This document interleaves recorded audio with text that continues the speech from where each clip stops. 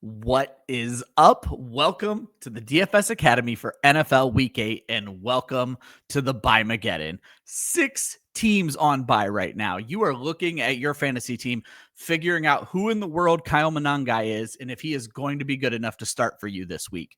You don't have a choice, unless you play DFS. Let's build some lineups.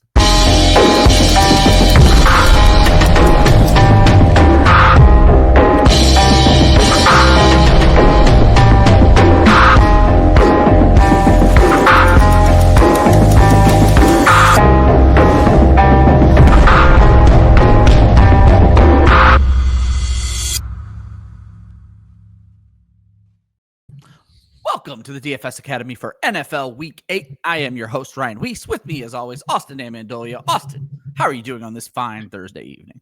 You know, I think I'm doing a lot better than you are this week because I had a really great DFS week last week. Also, though, it's really funny that you mentioned Kyle Monangai as the obscure player that you don't have to play in DFS because he's going to come up on the show at some point. So I decided to use him before I saw your picks, and then I saw your picks and I was like, I'm still going to use him. I was going to throw Ilike Yamenor or Shamiri DK in there, but I didn't want to throw too many names at our wonderful audience. So Kyle Monangai is what I settled on. Welcome, folks. Club Fantasy's weekly DFS show. As I mentioned, I'm Ryan. He's Austin. We do this show every single week, breaking down the main slate for you. Before we get into all that, I'll remind you guys, you can actually play DFS with us. We don't just talk DFS, we play it as well. More on that in just a few seconds. You'll find links in the description of this video and in both of the DFS articles that we put out at clubfantasyffl.com. And Austin, before we move on and actually start talking about last week's DFS, remind folks where they could have been talking about it with us already. Yeah, if you join the Discord, join our Discord, you can talk DFS with us anytime, any day of the week. The link to join that is in the show description. We give out our lineups. If you have lineup questions, we'll answer them there. And this week, I gave you the cash winning lineup in the Discord, so you should be joining it. We smashed last week, plain and simple, Austin. We're going to get into our own personal results where I have a little bitterness to unpack, but let's start with the Millie Maker. And no, neither Austin nor I won the Millie Maker. However, when you hear these names, if you are a frequent listener of the show, more importantly, if you listened last week, you're going to be like, wait a second. So last week's Millie Maker put it down 249 points. That's actually the second highest score of the entire season. The Millie making lineup was Justin Herbert, Jonathan Taylor, Javonte Williams, Rashee Rice, Keenan Allen, Chris Olave, Trey McBride, all of whom were mentioned on last week's show. They also started Rondé Gadsden and the Carolina Panthers defense. Austin, we killed it last week. 6 of the 9 Millie making lineup was set on this show last week. If you went to a lineup optimizer and put in those 6 names, it probably spit out 3 names for you that almost certainly cashed for you in the Millie Maker. Yeah, completely. I mean, this was a week where some of these players too were like super chalky, like Jonathan Taylor, Javonte Williams, Rashee Rice in particular, and Chris Olave. All 4 of them were cash viable last week. They were highly rostered. We'll talk about more of them later. And then Trey McBride, I mean, once we got officially that Kyler Murray was not going to be playing, it was like Trey McBride's the guy to go to there. Really worked out. And then the wild thing about this is to see the 2 tight end build. Yeah. There were a lot of 2 tight end teams last week. We'll talk about that too more in a minute. But the thing about it too is with Trey McBride, like you treat him as a receiver, right? Yeah. He basically was a 6-7K receiver last week for you. That's fine for what he does. So it worked out. And my, oh my, this team. So I have a little bit of pushback for you on the tight ends, and I think this is a good time. We don't always talk a lot of strategy on this show. So I don't always talk about the tools I use. I do rankings for football guys, but I also will use their lineup optimizer, Austin. And for cash games, it constantly tries to get me to set 2 tight end lineups, and I refuse to do so. First and foremost, shout out to our good friend Kelly in Phoenix, Kelly Singh, who has been the 2 tight end queen for as long as I've known her in DFS. We used to kill her on this show for her 2 tight end lineups when she was our 3rd co-host. Shout out to Kelly. All love and respect there. And maybe Kelly's the millionaire and I'm just not aware of it yet. But Austin, I run into this with this optimizer over on Football Guys where it constantly is suggesting in cash 2 tight ends for me. I 100% get what you're saying about treating the right wide receivers as a wide receiver in cash. I will not do it on a Millie Maker because it's something we used to yell at Kelly about last year. The tight end upside just doesn't exist compared to the wide receiver and running back upside. Yeah, no, I totally agree with you. I'm usually not playing two tight end leagues. I was surprised to see how many two tight end builds there were. Even in cash last week, there were a ton. And it is a more viable strategy in cash contests. But even then, I feel uncomfortable with it because like tight ends are still tight ends. They have a very significant floor that it will kill you in a cash contest. Yeah. So, I mean, I'll give you guys what I typically do for the show is because I pick 6 guys at the end of the show. So I'll let an optimizer help me with the other 3 just because I'm always in a rush on Wednesdays. It just kept throwing tight ends at me. And it's because it loves Dalton Schultz and Cade Otton this week because they're super cheap, but they're technically going to be their team's first or second wide receiver. And so that's where, and it only does this to me in cash. It does not ever do this to me typically in GPP. But Austin, overall, looking at this lineup, I feel like this is a person who definitely multi-entered. And the reason I say that is selecting Oronde Gadsden. I'm a huge Syracuse fan.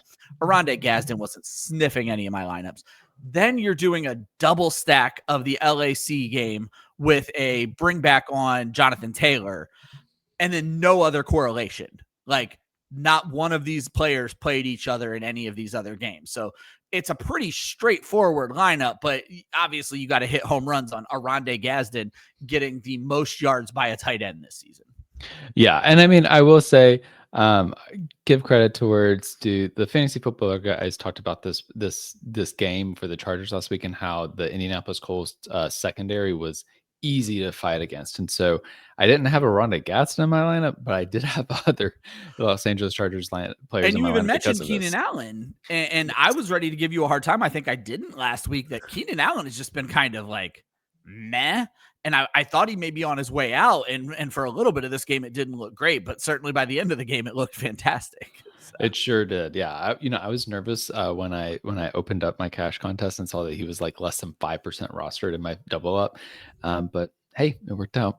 Yeah. I mean, who's the judge? Someone out there is a millionaire. Congratulations to them on a 2 tight end lineup. It's a story they're going to be telling literally forever. Let's get into cash, Austin. You had a solid week 8, and then I'll tell my sob story about week 8.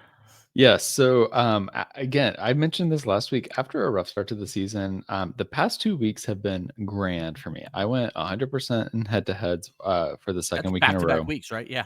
Yeah, which is huge for getting my season back on track. I'm now back to 43% on my head-to-heads. So again, we're trying to hit that 50% plus mark. Really excited about that. But what I want to talk about too is the weekend cash. So I already mentioned a lot of 2 tight end builds. I noticed I've flipped over a lot of head-to-heads, and I was like trying to figure out where they've gone. And I saw a lot of people with like Zach Ertz and one other tight end in their lineup.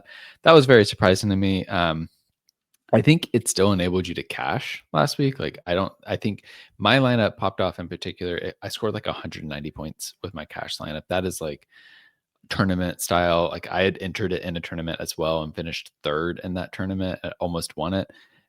So I had a particularly big week, but I noticed a lot of 2 tight end builds, especially with, you get those little Saber Sim logos. And I think to your point, there's a lot of optimizers that are picking up on 2 tight ends this year. Yeah. But a couple of other things that were notable, Jonathan Taylor, as the most expensive player on the slate was only 46%, still very significant, but he smashed last week and it was huge to have him. And if you didn't have him, you really had to make up ground elsewhere. The thing that was surprising to me is that CeeDee Lamb was 70% rostered, first game back coming off of injury. I did not see that coming. I thought that was going to bury me. And I had Keenan Allen, Chris Olave, and a couple other guys pop off, and it ended up all being okay. But it's good to like be aware of how the DFS cash crowd is thinking about it, and they're willing to play a guy like CeeDee Lamb coming right off an injury at that rate. Yeah, nothing to add there. My week was interesting. Me and my family decided we were going to take a small vacation, and I live in upstate New York. We wanted to go to New Haven, Connecticut to try New Haven pizza. I loved it. My wife didn't. That's not what you're here for.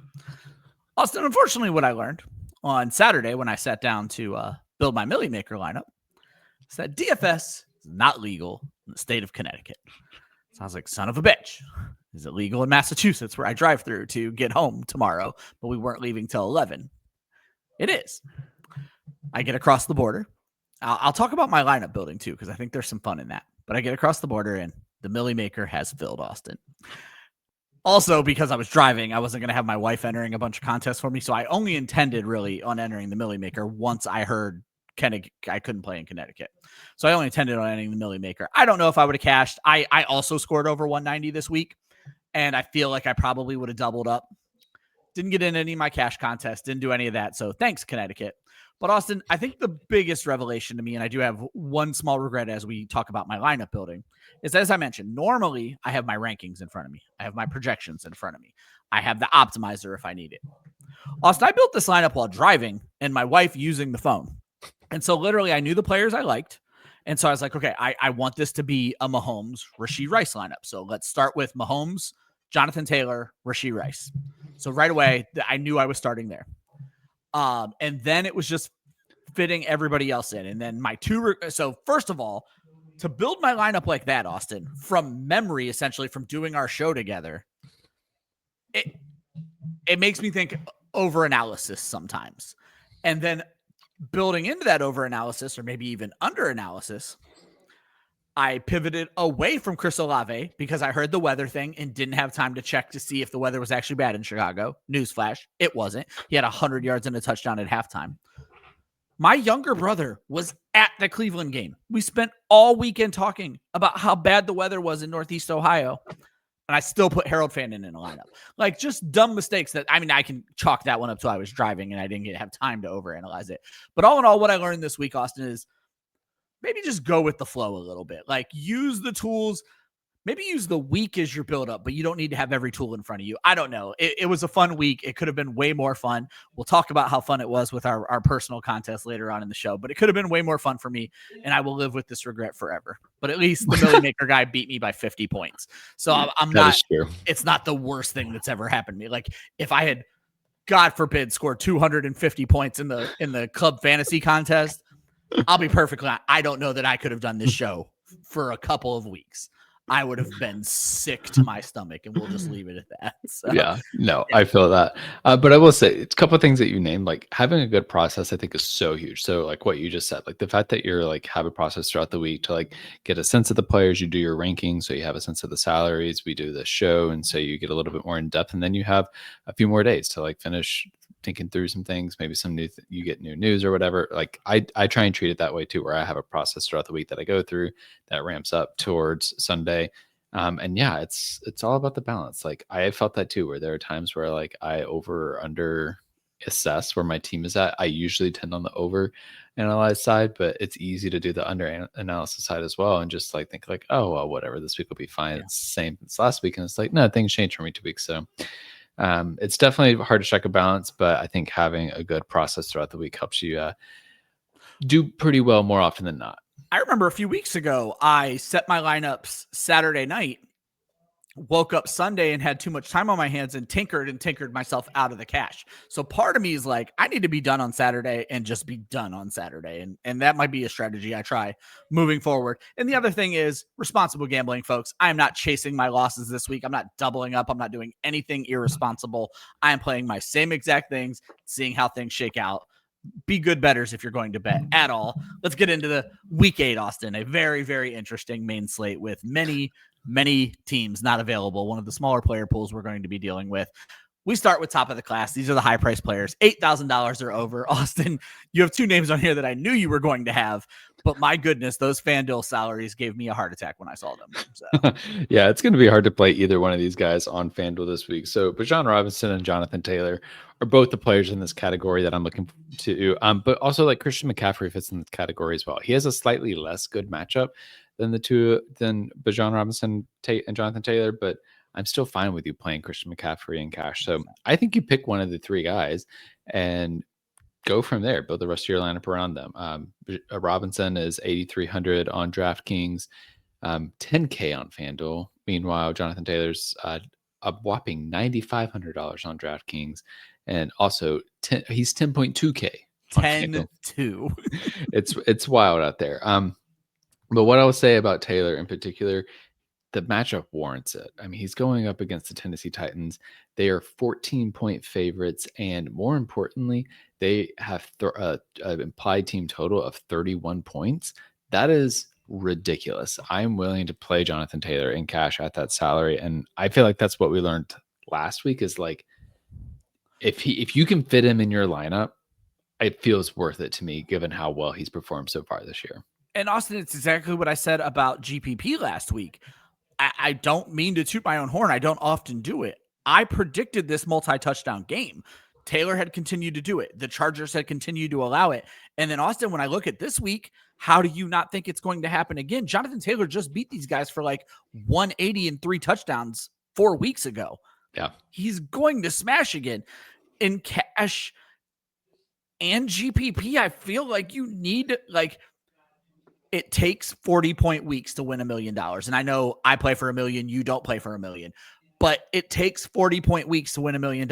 And Jonathan Taylor is the easiest 40-point week on the slate right now. So. Yeah, exactly. I have no doubt about that. Now, Christian McCaffrey for tournaments, McCaffrey and Bijan Robinson are going to be good pivots off of him in case he does fail. But like, I'm with you in cash. That definitely no way that I'm avoiding him, and I will have exposure to him in tournament lineups as well.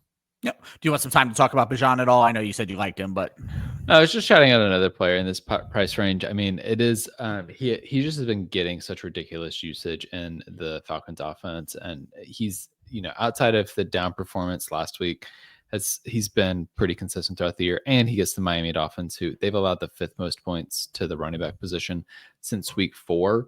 So it is a pretty decent matchup for him as well. Yeah, I like the big 3 for the Falcons this week going up against Miami. Moving on, we got the band nerds. Too much time playing their instruments. Not quite top of the class. We're talking the mid-tier players, $6,000 to $8,000. And Austin, you got the kind of the core of your lineup here for us. Yeah, I do. So first off, we have my quarterback for the week, which right now is Bo Nix, and it's going to be hard to convince me to go somewhere else for my quarterback spot this week in cash because $6,000 on DraftKings, $7,800 on FanDuel, going up against the Dallas Cowboys, who have just been the team that we have beat up on all season long for quarterbacks. Really great matchup for him. It's the highest over/under on the slate in this matchup between the two of them at 50.5 points.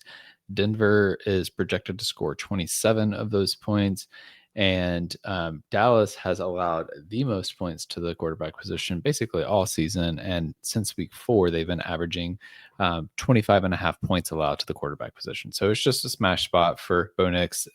If he just gets back on track, does like some basic decent quarterbacking this week, we'll be good to go. Yeah, it show us a lot of what we saw in the 4th quarter last week for all 4 quarters this week, and he'll be the best quarterback on the slate. Yeah, exactly. So also in this category, I have a running back. So Rachaad White is still interesting to me. Assuming Bucky Irving continues to not play this week and is sitting out. He's only $6,400 on DraftKings. It's the thing about for him. It's just all about volume. Like he is still getting enough touches in the game to be reasonable. And New Orleans hasn't been great against the run this year. They've been kind of mid-tier. They've allowed the 12th most points since week 4. So middle of the pack. It's not like the New Orleans Saints of old where you're like, don't play your running backs against the Saints because they were that good against them. Volumes there. And really the thing about running back this week, it's going to be about the injury reports. Like we're going to talk about this more as we go through. Well, I'll quickly throw out for you. They've all but said Bucky is not playing. I've seen reports that they've said he's not playing. So Rachaad is the call here. So and that's perfect. And so then it's about the other injury points for the players we'll talk about later, because if players like Breece Hall end up playing, then I would rather go to Rachaad White. But there are some injuries that if they happen, if some players sit this week, then there are some really cheap running backs that you can fit in your lineup. And I haven't played around with all the pricing yet, but you could potentially do it in a way where you can pay up for maybe 2 of those top 3 running backs, or get like a CeeDee Lamb and a Jonathan Taylor in your lineup because of how cheap some of those other running back options are if those players get hurt. But if not, go with Rachaad White. Yeah. Austin, you got 2 wide receivers this week that one's not on my list. I had to get into a lot of fights about Cortland Sutton last night, but Rome Odunze and this Bears team, Austin, I am frustrated right now. Yeah, it hasn't been a great couple of weeks for Rome Odunze, but it is a good matchup for him, and we have seen some good. We have seen him get a lot of volume throughout the season, even though despite the past 2 weeks. The Baltimore Ravens, since week 4, have allowed the third most points to the wide receiver position. I will say, I understand not playing Rome Odunze in cash this week because Baltimore is coming off of a bye week, and that is often a time where teams bounce back. And so it does make me a little bit nervous to go and attack them. I could see them bouncing back this week. But honestly, like, I like how much Odunze has been utilized, and I feel comfortable going towards him in cash. The only reason I might not is because I might play a running back from that matchup, and I feel a little bit queasy about betting on both the run and the pass game for Chicago because they've kind of only leaned into one or the other at a time. We haven't seen both pop that 100%. Much, but I do think Odunze is worth a shot this week, and he will actually come back up later in the show. Yeah. Mistakenly. No, I'm joking. The matchup, I almost use them again, Caleb and Odunze. And I'm like, they feel like the pivot play now because I'm sure a lot of people feel the way I do right now, but I'm certainly scared off of Caleb Williams. I'm less scared off of Rome Odunze, and this has brought his price back down to earth. The point I wanted to bring up on Courtland Sutton, and Joe Zola and I got into a fight about this last night. You and I like to look at more recent rankings. So we'll look at things from week 4 to now and things like that. The Cowboys have gotten better against wide receivers over this very specific time period. I'm still okay with Sutton in cash.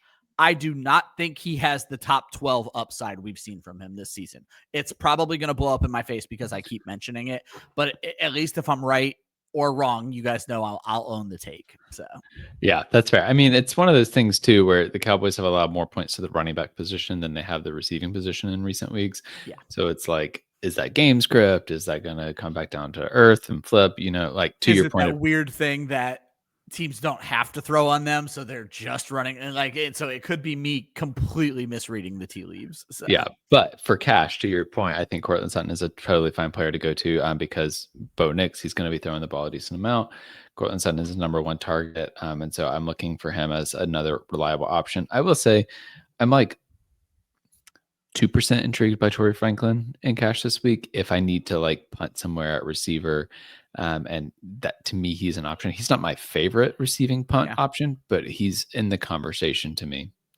He came up a lot for me in my lineup building this week because the one I have against you, I was trying to stack some really high end players in there. And so it kept trying to throw me pivots like Marvin Mims and Troy Franklin. And yeah, I wasn't 100% ready to be on board with that yet. So I don't know that game. I basically said last night, I'm worried that that's going to be a trap game for this season. Is this Dallas-Denver game. And I hope I'm wrong for your pick's sake, but it's a game I'm going to be perfectly honest. I'm cautiously avoiding this week. Yeah, that's fair. I mean, I think that's a great reason to not play it in tournaments. I think enough people will attack this matchup in cash that it'll be okay, but I see the vision. Yeah, we'll see. Moving on to the value plays, 4,000 to 6,000. I remind folks, we're typically talking about DraftKings pricing. Everybody's a little bit more pricier over on FanDuel, but it all shakes out because you have more budget. We call this section the bookworms. Austin, you got it broken down by position for us, and I have a feeling these are those backup running backs you were talking about. Yeah, exactly. So DeAndre Swift and Breece Hall are both on the injury report as questionable right now. If they sit, there are 2 running backs that open up really immediately for both of their teams. I'll start on the New York Jets side. Isaiah Davis is only $4,100, and they don't have any other running backs. Literally the only person they have. Like Breece Hall, if he sits, there's no. Oh gosh, I'm forgetting his name. Braylon Allen. There's no Braylon Allen. It's just Isaiah Davis at this point, and at 4,100, like I think it will be a free square type week where people will just plug him in and say whatever. See what happens. Kyle Monangai, he's interesting. I do feel like last week was a bit of an anomaly where they really relied heavily on the run game because it was working and it made sense to rely on it. And if DeAndre Swift sits, I think Monangai then clearly like he can carry the workload. That's what he did when he was in college at Rutgers. So I feel really comfortable about him being able to be a 3-down back there. So both of these guys, just pay attention to injury reports, because if you want to play CeeDee Lamb and one of those top 3 running backs, you're probably going to need to be able to fit one of these guys. Otherwise, you're going to have to save money somewhere else. Yeah, just for a little added value for everybody, Kyle Monungai is a name you should know. I jokingly said it in the intro for your redraft leagues. He's probably out there on waivers right now. This is a guy. Unless this is you're in my rookie, leagues. Yeah, that's true too. This is a guy, a rookie running back for the Bears that I think they're going to look to get involved. There's a little bit of like the Woody Marks trap game, like don't pay for last week's points. But to Austin's point, you're not starting Kyle Monungai unless DeAndre Swift is out, and I think he's a monster starting cash at that point. So yeah, exactly. Another player in this category, I'm surprised he's in this category, is staying cheap. Chris Olave. He makes somebody $1 million 1 week and is still $5,800 the next week. Whatever. He started scoring touchdowns with all of that target volume. I don't know what else to say about Chris Olave. Like, he's going to get 10 targets and he's scoring touchdowns. I just noticed, Austin, I look at the show sheet before the show. I really do. I just noticed how many tight ends we're about to talk about. You have 2 in this category and then another one in the next category. So. Yeah, it's to give people options. So there are different ways that I'm looking at saving at tight end this week, because I am looking to force in some of the expensive running backs and receivers in my lineup if possible. So 2 tight ends in this 4 to 6K price range. Harold Fannin, I feel comfortable going back to him. Weather should be better this week. And I am also still watching, like, will David Njoku play or not? If he doesn't play again, then I'm intrigued by Harold Fannin. Definitely, like, he will be heavily rostered in cash because we saw Dylan Gabriel has targeted him heavily. Additionally, now, I'm not going to play this player with Courtland Sutton in my lineup, but Evan Ingram is somebody that I'm paying attention to this week as well for cash, especially if I don't play Courtland Sutton, because he's been getting a decent amount of volume the past 2 weeks. He's got 2 consecutive weeks with at least, I think, 7 targets. That's pretty good for a tight end who's at $4,100. And so if Bo Nix is going to keep targeting him, it's going to be great. I will say my favorite tight end is even cheaper than that, and we'll talk about him in a minute. Yeah, I mean, let's just keep it rolling here. It's the punt plays. And like Austin said, if you want to get these running backs, you're going to have to go very cheap at many other positions to get both of them. And I don't know that that's the ideal lineup build. But Austin, there are some interesting plays when we get down to this level of below $4,000. Yeah, there really are. So first off, K-Dot, and talking about the tight ends at $3,400 on DraftKings. He is priced up more on FanDuel, $5,500. It's again about the injury report. We know Mike Evans is not going to be playing. Chris Godwin has already been marked out, especially if Emeka Egbuka ends up being out too. Like, K-Dot is then going to be like the tight end cash play of the week. He might already be there. And I don't blame anybody for just saying automatically now, without Evans and Godwin in the lineup, it's K-Dot and you don't sweat about it. So it's truly just that. We saw last year, like, he was getting ridiculous volume when those receivers were out of the lineup, and it's happening again already this year. I say we saw it last week. I'm just noticing here, and I'm just double checking your work. I'm sure it's accurate. The wild price difference between the 2 websites for K-Dot, and 3,400 on DraftKings, 5,500 on FanDuel. That's like 75% price increase. So when it should be 10%. Yeah. Well, FanDuel knows what's going on. Yeah. I'm like, that is like, I feel like K-Dot needs to be a DraftKings lineups, like plain and simple. And we'll get to my favorite tight end later. Mason Taylor pops up on the injury report all of a sudden out of nowhere today. I'm likely looking to pivot. And at that price point in my DraftKings lineups, I think the pivot has been decided. So. Yeah, no, I think so. And, there would be, somebody should do some journalism one day on the people who set the salaries at FanDuel and DraftKings, because I think there could be some really rich content there. Anyways, other players in this category. So I'm looking at Alec Ayamanor, which I don't know if I'm pronouncing it right or if you're. I say Ayamanor, but we're at least getting Manor correct. So again, it's keep performing well, sir, and we will learn how to pronounce your name. Yeah, sorry about that. He is $3,900 on DraftKings. Here's the deal. Calvin Ridley might not play in this game. And if he doesn't play in this game, then I'm looking at some of the other pass catchers. Yamanor is going to be a really interesting option at his price point. Again, trying to play it for some of those elite players. I haven't tested it around, but if let's say Breece Hall is injured and we think Kate Otten is the smash play of the week, I'm intrigued by seeing if I put in Otten, Ayamanor, and Isaiah Davis into my lineup, can I get 2 or 3 of Christian McCaffrey, Bijan Robinson, Jonathan Taylor, and CeeDee Lamb? And I think it might be a stars and scrub approach week this week. It's like, at least I think a stars and scrub approach is very viable in cash this week and has the potential to really happen. Whereas most of the season, it's been right in the mid-range players throughout most of the year. So this might be a little bit of a different style cash week if you are new to cash this year. Yeah, and we've talked about this in previous episodes. The massive amount of points guys like Jonathan Taylor, Bijan Robinson, and Christian McCaffrey are going to get you are going to make up for the possible lower floor on some of these punt plays.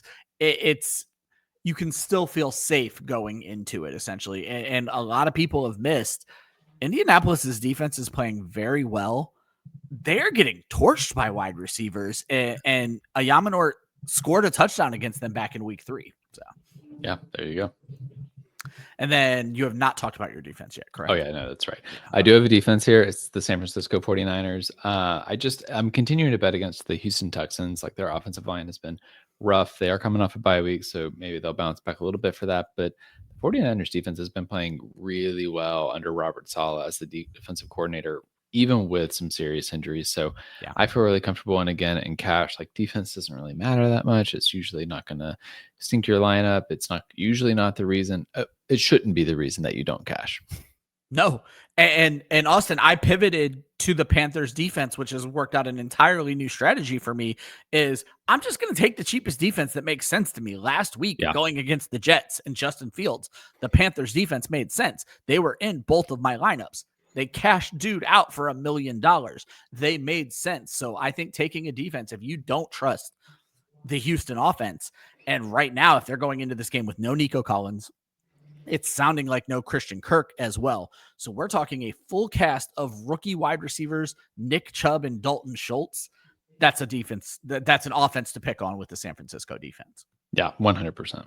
Nope, I love it. That wraps up the cash portion of the show. But we do a whole other section. It's called GPP. It's time for the tournament plays. Before we do so, I'll remind you, if you want to play in some smaller tournaments with Austin, myself, and some really cool people from Club Fantasy, you will find links in the description of this video. We run $2 contests on both FanDuel and DraftKings. We actually run a Thursday night contest on DraftKings as well. That's going on right now as we record this episode.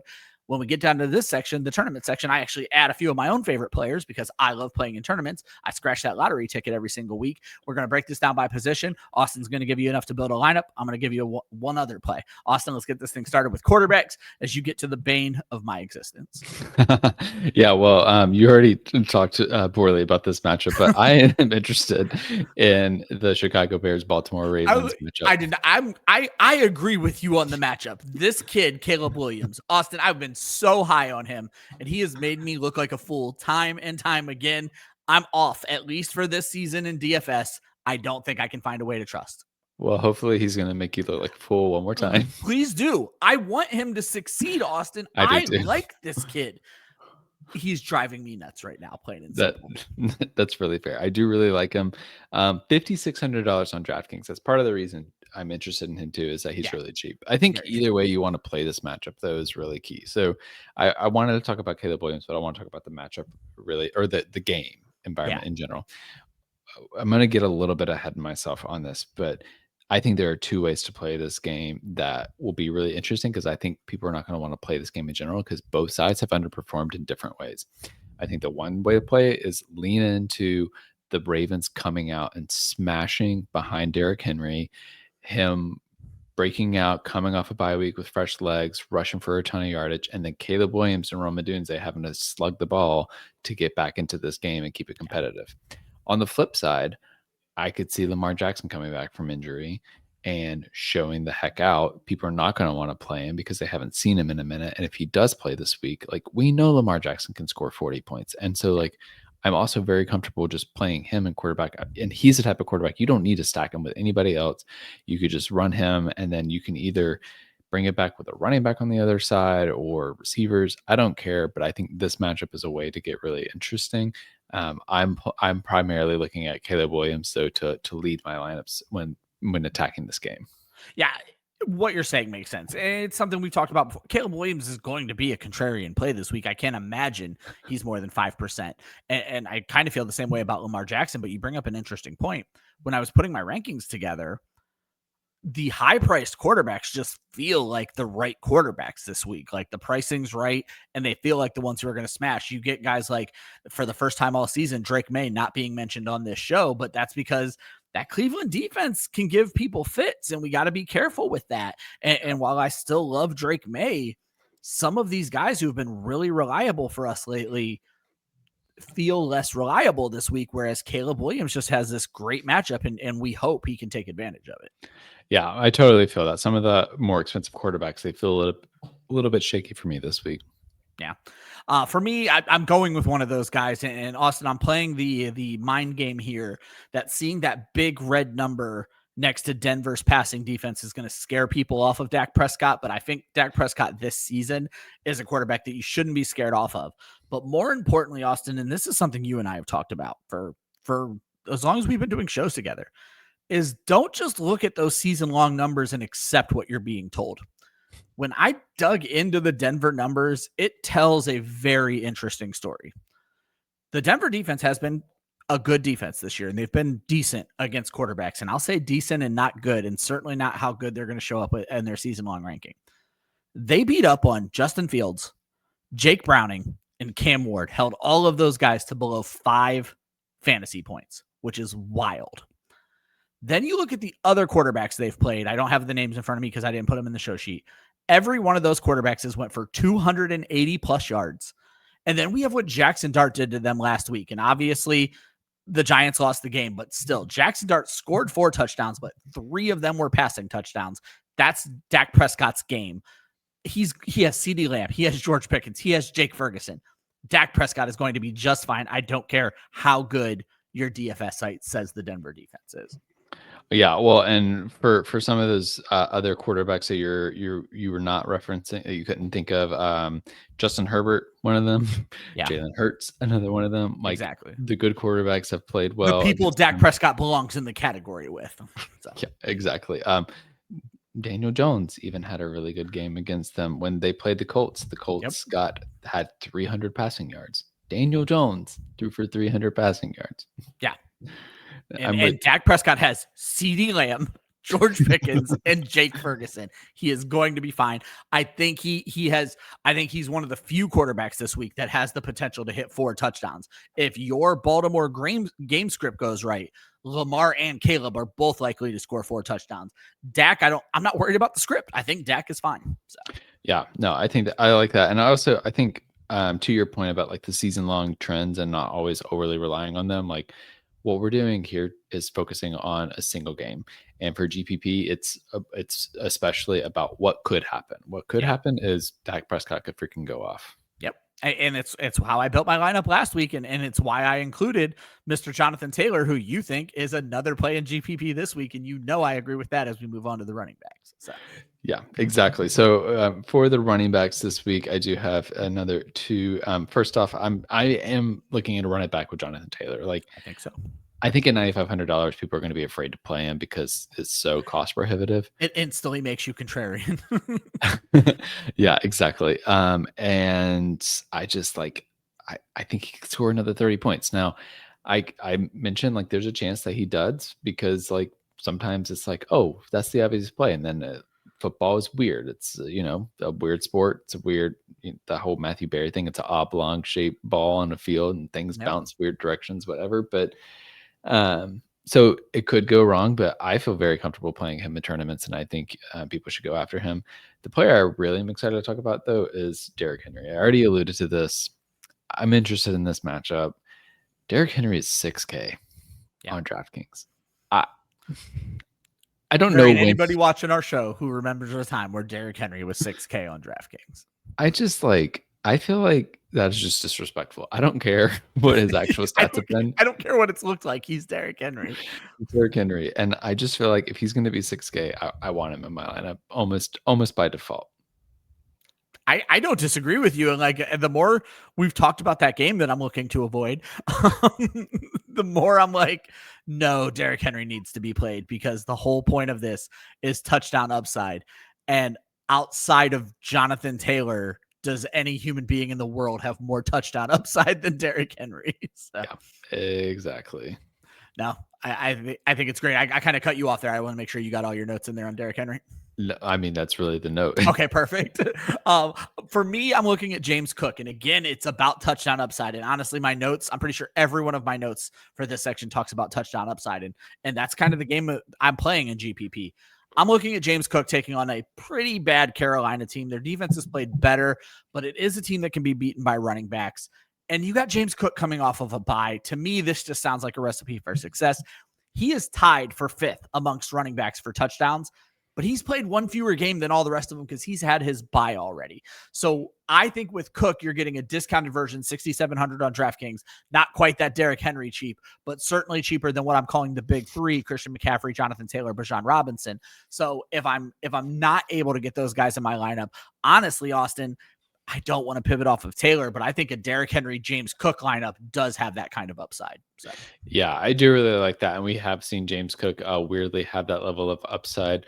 It's interesting because Carolina has weirdly been a bad matchup for running backs in recent weeks, but I don't think that's because of the Carolina Panthers defense. Like, I still don't have a ton of faith in them personally. It might take several more weeks for them to prove to me that like I should be worried about them. So I'm totally fine playing James Cook this week. Yeah.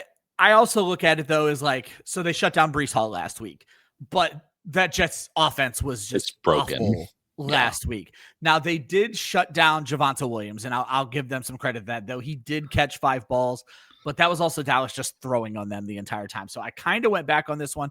I saw the Devon Achane receiving touchdown. James Cook has scored receiving touchdowns. We saw 2 New England Patriots get into the end zone. So I agree with you. Carolina hasn't looked like the greatest matchup, but I think a lot of that has been game script and game environment, and not necessarily that Carolina has all of a sudden turned a corner and has one of the best front sevens in the NFL. No, I totally buy that. All right, as we move on to wide receivers, Austin, again, you're kind of double dipping on the guys you set up top, but you do have some new names to throw at us as well.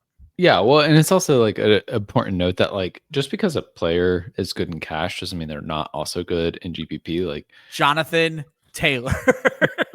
The past couple of weeks, like the Millie making winning lineup has had several cash players involved. 1,000%. So all that to say, I'm looking back at Rome Odunze. I just want to interrupt real quick, Austin. I want to prove your point one more time. I mentioned that we mentioned 6 players of the Millie making lineup on the show. All 6 or 5 of the 6 were in your cash section, not in the GPP section. Yeah, exactly. Which, it made me happy that I put my cash lineup in a tournament contest. Yeah, exactly. Yeah, it made me happy I could only build one lineup. Connecticut. So I'm looking at Rome Odunze and Cortland Sutton again for GPP this week. Odunze in particular because his salary is like kind of depressed after a couple of down weeks. And again, this is like betting on like people are going to avoid Chicago. And I think Odunze, like we've seen him have the 30-point upside. So I like going back that route. Cortland Sutton, it's really just to say like I'm looking to find one of the pass catchers in the Denver Broncos receiving room. So Cortland Sutton, I think, is a good option. I am definitely more interested in Torrey Franklin as a tournament play than I was in cash. I feel like emphatically, like I will probably have him in one tournament lineup because I feel like if he doesn't have to do that much to pop, and he can help me get up to some other players that I want to play. Yeah. A couple other players I'm interested in the spot. I'm going to throw out Devonta Smith in this lineup. And here is there are 2 reasons why. One, this is a sneaky good matchup for the Philadelphia Eagles pass catchers. The Giants have allowed the 5th most points to receivers since week 4. It's the Giants' strength is their front 7. Now, the Eagles' offensive line has struggled at times this year, but I feel like they've struggled more in the run game than they have in the pass game. And so I think they'll be able to protect Jalen Hurts enough for him to get the ball to his receivers. And A.J. Brown did not practice today with a hamstring injury. Hamstring injuries are notoriously finicky. And so I'm monitoring that and could see a world where he sits. And if he sits, I'm definitely putting Devonta Smith in my tournament lineup. Yeah, I love it. Just one little tidbit I'll add to Devonta Smith before you talk about your last wide receiver.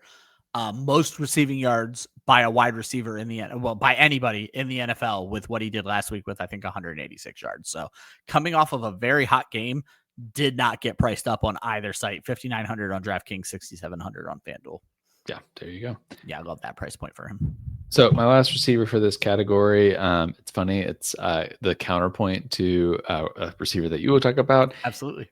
It is Sterling Shepard, who is $4,500 on DraftKings. We mentioned it with K-Dot and with Mike Evans and Chris Godwin out, Sterling Shepard has performed really well in that scenario. Even with just one of them out, he starts to get more involved. But last week we saw him get 7 targets against the Detroit Lions. And I think people are going to want to play Ryan's player in Tej Johnson. And it is actually an interesting pivot at this price point to be like, you know what, I'll play Sterling Shepard instead, who has had more longevity in this role with Baker Mayfield. Yeah, it's actually a great call. I settled on Tez because of the big play. Yeah. But Sterling Shepard, I guess Tej Johnson got priced up because he's already caught up with Sterling Shepard price-wise. So, like, they've caught on that Tej Johnson is a part of this offense. So. Yeah, and I think both are good plays. I think you could go either way. I'm not saying don't play Tej Johnson, but I also, like, if you're interested in playing Tej Johnson, you should also look at Sterling Shepard. Yep. To Austin's point, I'm stacking Dak Prescott with CeeDee Lamb, and we saw how big of a roster ship that was last week, but I'm not sitting CeeDee Lamb. So I needed to go cheap, and the first guy that came to mind for me was Tej Johnson. 4,300 on DraftKings, 5,700 on FanDuel. Austin's already hit a lot of my points. Evans, Godwin, out. Bucky Irving, out.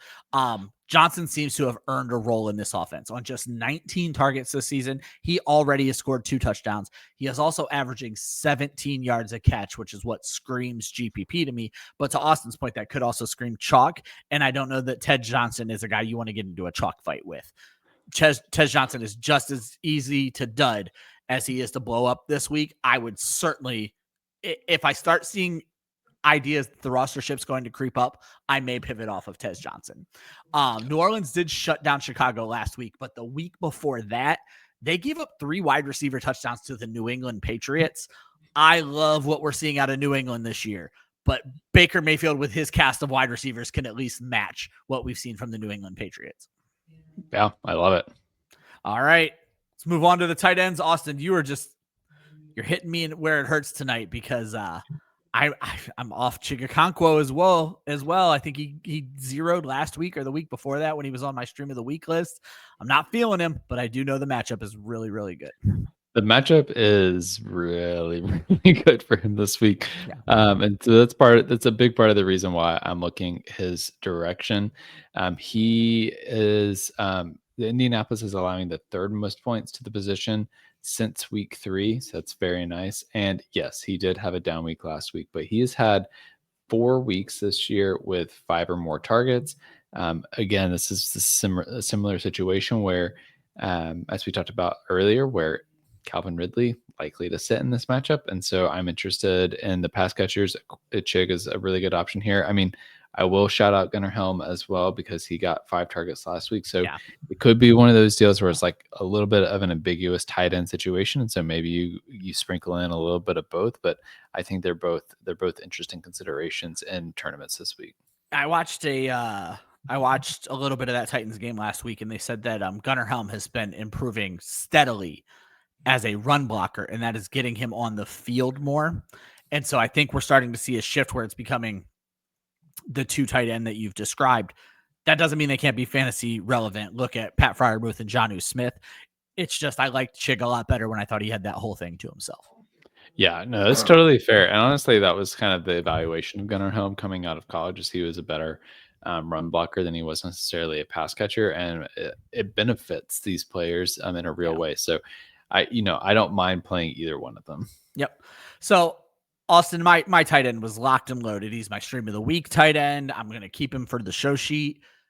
And then I read the news that I read coming in. I was all about Mason Taylor, 3,500 on DraftKings, 4,900 on FanDuel.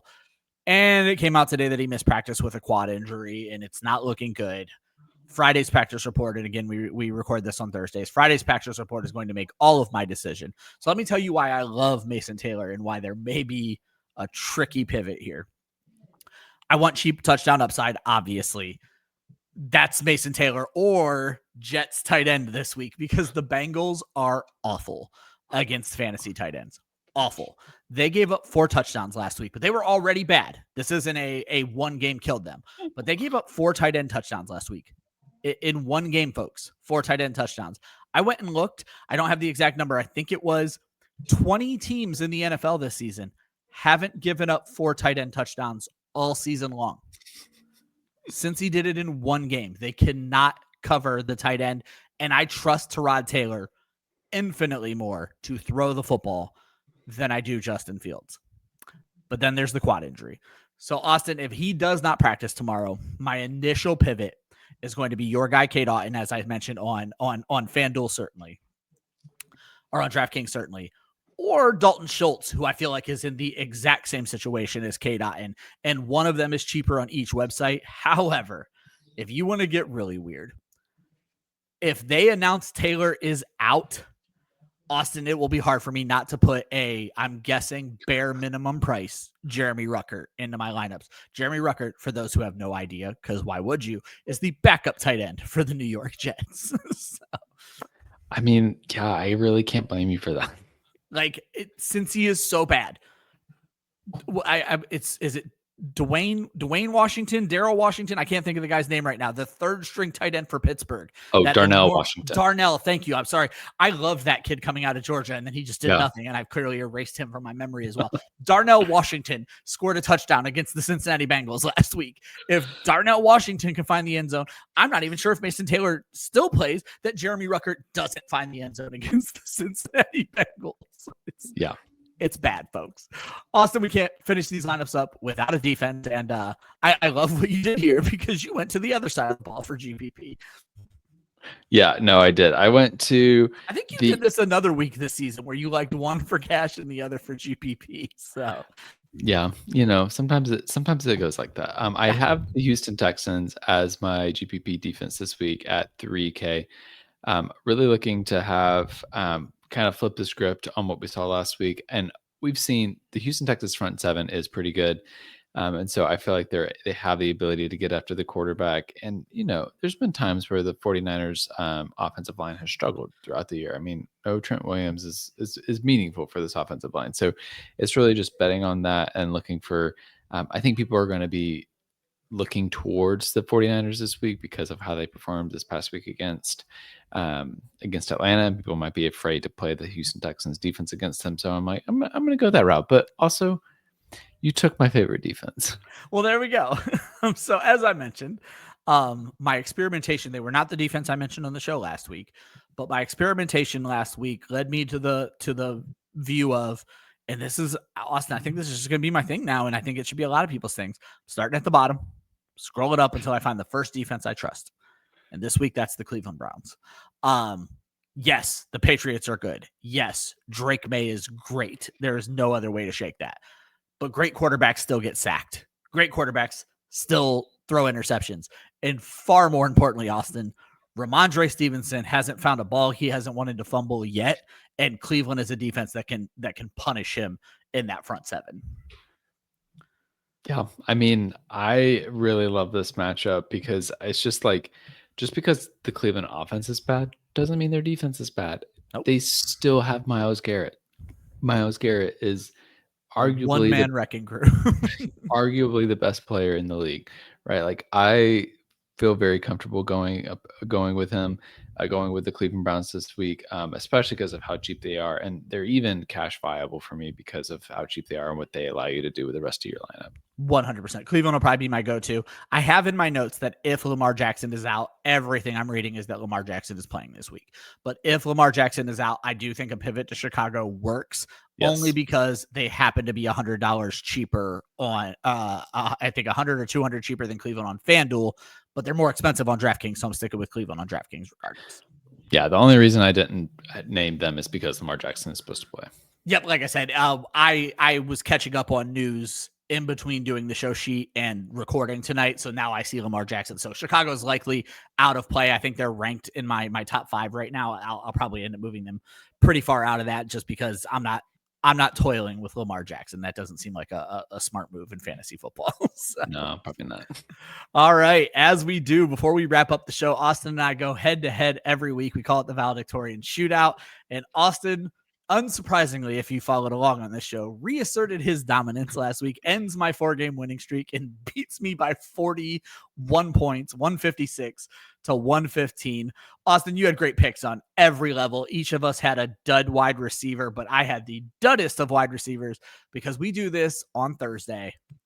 And I had Deebo Samuel because he was an upside play for me last week, and he ended up not playing in the game. So I took a 0. You got a very big win because all of your wide receivers hit. And not only did all of your wide receivers hit, Austin, you started the New England defense, who was the number 2 fantasy defense last week. So it was a hell of a lineup for you, my friend. Yeah, it was. And believe it or not, was not as good as my actual lineup. No, and that's what was wild is I just announced that Austin won 156 to 115. You'll find out later that the two of us did quite a bit better with our actual lineups than the ones we announced on this show. So always remember, we give you great information on the show. And I mentioned 6 of those Millie Maker players came from this show, but new information and toying with the lineup. And Thursday is the best day for us to record. But Saturday is the best day to get in that Discord and ask us questions. So, exactly. All right, let me announce my lineup for week 8. Every one of my players, I think, has been mentioned in the show except for one. So I'm going Dak Prescott. I am going with a 3 running back build. So I'm going with James Cook. I'm going with J.K. Dobbins kind of as like a contrarian play and the bring back to Dak Prescott. And then Devon Achane, just even against the Falcons, he's going to keep catching balls. He just feels like a safe play. I'm stacking Dak with CD. I got Tez Johnson. I went with Michael Pittman, again, looking for a contrarian play in that Indianapolis game because I had a feeling Austin might try to fit Jonathan Taylor in. I'll find out in a second. I'm going to stick with Mason Taylor. Whatever happens, happens. It's for the good of the show. And then Austin, of course, the Cleveland defense. There you go. Well, we do have a little bit of overlap. So I have Bo Nix as my quarterback. I only have 2 running backs in my lineup. I'm going with Bijan Robinson and Kyle Monangai. So you got your Monangai gamble though. So I do. So we'll see how that one pays off. And then my 4 receivers, I have Roma Dunze, Chris Olave, CeeDee Lamb, and Alec Ayamanor. At tight end, I'm just going to go ahead and go with K. Dotton. I think it'll pay off regardless. And we're going to zero out a defense. I also have the Cleveland Browns. Perfect. Yeah, so a little bit of overlap. Again, I love your lineup, but big gamble on Monangai and going with 2 Bears there. So you're betting pretty heavily on that matchup. So we'll see how that shakes out. Yeah. As I mentioned, you could play DFS with us. Links in the description of this video. We always announce the winners. And I promise you, this is never happened before and does not happen every week. But the host took the tournaments down last week on DraftKings. Austin takes it down with a whopping 197.04. 2 points behind him, yours truly, Ryan, Austin's 10th win all time over on DraftKings. And on FanDuel, I took it down with a great 169.94. It's my first win of the season because one of our listeners, ERT, has just been taking down our DraftKings, our FanDuel every single week. So Austin, look at us. What a week. And then I also mentioned, I put this up in the chat for everybody in the Discord. The 3rd place in that DraftKings contest was our good friend Joel Worth, another co-host here at Club Fantasy. So it was a hell of a week for those here at Club Fantasy. Yeah, which means it should just motivate you to come beat us. Yeah. And again, I say all this in fun, and we would love to get more people in these contests. They were getting way closer to being filled last year. In fact, we filled a few last year. This year, we're kind of dead. You're only winning $10, $12, but come play with us. The more, the merrier. We want to lose. This is all about community. This is all about having fun. And I promise you, it is never. Austin and I have done this show together now for 2.5 years. We've never won both of these tournaments. It has not happened before. So, yeah. Austin, let everybody know what you're doing DFS-wise here at Club Fantasy. Yeah, well, first off, you can catch me here every Friday for the recap or the rundown of the main slate on DFS Academy. And then Josh Hudson and I break down the Thursday night showdown slate every week. It drops Thursday morning. And of course, come join us on Discord. Not only will you get good conversation during game day to talk games and you have all the redraft and everything, but we'll help you build DFS lineups all the way up until game time. Yeah, Austin dropped that 197-point lineup for everybody to come steal from him. So, We're doing pretty good. And most importantly, we're having fun. And that's what it's all about. That's all we do here at Club Fantasy. Make sure you're following us on all the socials at Club Fantasy FFL. The website is clubfantasyffl.com. And if you haven't already, if you like this content, drop a like. Give us some comments to move us up the YouTube algorithm. If you want to see it next week, hit the subscribe button. If you happen to be listening on Apple or Spotify, hit that follow button. We appreciate each and every one of you guys. I hope you have a wonderful week of DFS on what is a very, very small player pool. And I hope it goes way better than your redraft leagues, because I know mine are in dire straits with all these bye weeks. Good luck on your lineup building. Join us in the Discord if you have questions. We'll see you next week.